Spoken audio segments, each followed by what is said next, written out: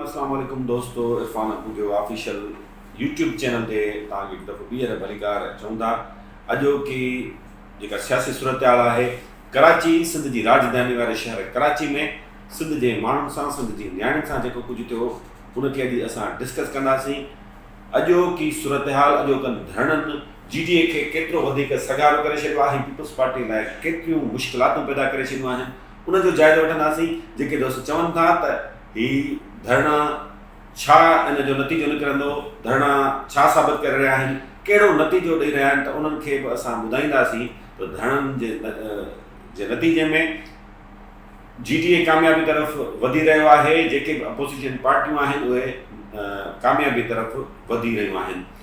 सभिनी खां पहिरीं तव्हांखे इहा गुज़ारिश कंदुसि त न रुॻो तव्हां पाण पंहिंजो ही Irfan Bughio official YouTube channel subscribe कयो, चैनल खे लाइक कयो, पर पंहिंजनि दोस्तनि अज़ीज़नि ऐं मिटनि माइटनि खे जेके बि तव्हांजा अहबाब आहिनि उन्हनि खे बि हिन चैनल बाबति ॿुधायो ऐं उन्हनि खे बि चओ त हीउ पंहिंजो ई चैनल आहे, हिनखे सब्सक्राइब कयो।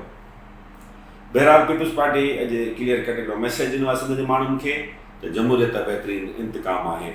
सो इंतकाम जो निशानो बणियूं सिंध जूं उहे दिलेर बहादुर नियाणियूं, जिन कराची पुलिस जे वॾनि अटालनि सां, जिन खे राति खां ई सख़्तु हिदायतूं हुयूं त इन्हनि मथां सख़्तु तशदुद करणो आहे, उन्हनि सां मुआदो अटकायो, उन्हनि आण न मञी ऐं सॼी सिंध जा माण्हू इन्हनि बहादुर नियाणियुनि जी साराह करे रहिया आहिनि, उन्हनि खे सलाम पेश करे रहिया आहिनि। हर माण्हू हिन जी मज़म्मत करे रहियो आहे ऐं जिन उन्हनि ते तशदुद कयो, जिन तशदुद करायो, जेके भाङे भाईवार बणिया, उन्हनि जी सख़्तु लफ़्ज़नि में निंदा थी रही आहे। छा छा न पियो चयो वञे उहो सभिनी खे ख़बर आहे, तव्हां सोशल मीडिया ॾिसो, मीडिया ॾिसो। सो इहो तव्हांखे ॿुधायूं त क़ौमी अवामी तहरीक GDA में शामिलु इन पार्टी जी नियाणियुनि मथां, सिंधियाणी तहरीक जी नियाणियुनि मथां कराची पुलिस जेको तशदुद कयो, उन खां सवाइ JUI हुजे, GDA जा कारकुन हुजनि ऐं जिन पार्टियुनि जे कारकुननि मथां या जिन अॻवाननि मथां तशदुद थियो, उन ते सॼी सिंध जो हर माण्हू जेको आहे सो उहो काबिल आहे। उहा पीपल्स पार्टी उनजे अॻवाननि, उनजे क़ाइद, उनजे लीडर क़ौमी असेंबली जे फ्लोर तां जॾहिं हिकिड़ी पार्टी जी लीडर साहिबा ते इमरान खान जी हुकूमत में उन पुलिस गिरफ़्तार कयो त उहो तमामु घणो कावड़ी पियो ऐं उन चयो त तव्हां औरत खे कीअं गिरफ़्तार कयो आहे। वरी संदनी पार्टी जी हिकिड़ी जेको आहे सो औरत लीडर खे जॾहिं पुलिस गिरफ़्तार कयो त उन ते बि शदीद रद्दअमल ॾिनो वियो पार्टी तरफ़ां ऐं इहो ॿुधायो वियो त औरतुनि जी तमामु घणी इज़त करणु घुरिजे, केर बि हुजे, कहिड़ी पार्टी सां तालुक़ु रखंदड़ औरत हुजे, उनखे वॾो मान ॾियणु घुरिजे। ऐं अॼु उनजी पार्टी जे चवण ते, उनजे लीडर्स जे चवण ते, उनजे हुकुमरान जे चवण ते सिंध जी नियाणियुनि सां जेको वर्ताव, जेको सलूक कयो वियो, सवाल इहो आहे त छा सिंधी नियाणियूं, सिंधी औरतूं मान, इज़त, मर्तबे जे क़ाबिल न आहिनि? पीपल्स पार्टी जा अॻवान असांखे ॿुधाइनि, निगरान हुकूमत हलाईंदड़ ॿुधाइनि, या जिन जे चवण ते सिंध जी नियाणियुनि मथां सख़्तु तशदुद कयो वियो, त उहो असांखे उन्हनि खे रिक्वेस्ट आहे, असांजो अर्ज़ु आहे त ॿुधाइनि त छा सिंध जी का नियाणी, सिंध जी का औरत तव्हांजी भले मुखालिफ़ हुजे, उनजी इज़त न आहे?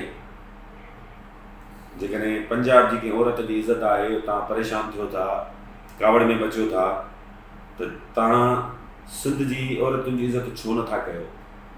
मूंखे वरी हैरत थी आहे। सियासी तहरीक हलंदी आहे, मुखालफ़तूं थींदियूं आहिनि, बयानबाज़ियूं थींदियूं आहिनि, धरना, एहतजाज, सभु कुझु थींदो आहे, पर हिकिड़ो इख़्लाक़ जो दाइरो हूंदो आहे, उनखे न छॾिबो आहे। पीपल्स पार्टी खे अॼु ज़र्फ़ जो मुज़ाहिरो करणु घुरिजे आहे, खुली दिलि सां GDA जे हिन प्रोटेस्ट खे बर्दाश्त करणु घुरिजे आहे, फेस करणु घुरिजे आहे। पीपल्स पार्टी माज़ी में तहरीकूं न आहिनि हलायूं। बहरहाल हाणे अचूं था त हिन एहतजाज जो, हिन कराची में जेको कुझु थियो, उनजो केतिरो असरु पियो आहे, GDA खे कहिड़ी कामयाबी मिली आहे। त दोस्तनि खे इहा मुंहिंजी गुज़ारिश आहे त जेतोणीकि कराची में मुख़्तलिफ़ जायुनि ते माण्हुनि खे रोकियो वियो त जीअं वॾो को धरणो न लॻी सघे, उन बावजूद बि जीअं हैदराबाद जो धरणो नतीजा ख़ेज़ हो, जीअं मोरे जो वॾो जेको शो क्राउड जेको गॾु थियो उहो नतीजा ख़ेज़ हो, उन खां वधीक मुंहिंजे ख़्याल सां कराची वारो जेको प्रोटेस्ट आहे उहो नतीजा ख़ेज़ साबित थींदो। हाणे कीअं हिन वक़्तु मुल्की जेके माशी हालतूं आहिनि तमामु ख़राबु आहिनि। IMF प्रोग्राम वठण जे बावजूदु तमामु वॾो ख़तरो आहे त मुल्क जेको आहे सो डिफॉल्ट न करे वञे।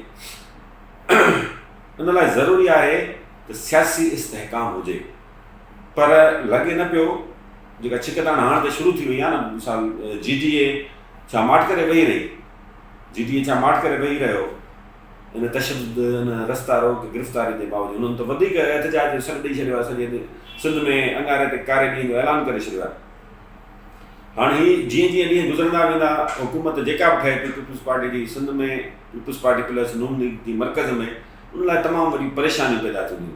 जॾहिं सियासी इस्तेहकाम ई न हूंदो त मईशत कीअं थींदी ठीकु, मुआशी हालतूं ख़राबु थींदियूं। तोड़े जो असांजे हुकुमरान खे का परेशानी न आहे, पर इहो केसिताईं आख़िर हलंदो मुल्क।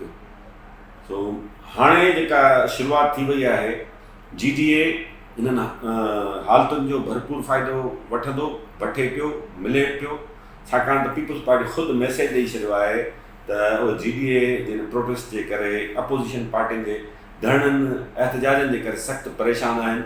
ऐं हुननि माना अॼु में जेका सफ़ा इंतिहा थींदी आहे न, माना पूरी फोर्स हुननि लॻाई आहे, पूरी ताक़त जो इस्तेमालु कयो आहे। इन खां अञा त शुरूआती मराला आहिनि, बदीन में धरणो लॻंदो, अंगारे ते सॼी सिंध में एहतजाज जी काल आहे, धरणा लॻंदा, हीअं त हलंदो रहंदो किसो ॾिघो।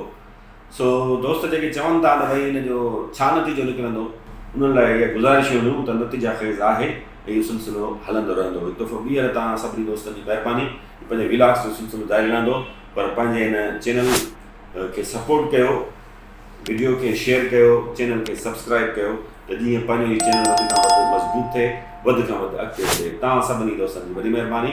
वरी नए वीडियो में वरी नवनि मामलनि खे डिस्कस कंदासीं। तेसिताईं इजाज़त, अलाह निगहबान।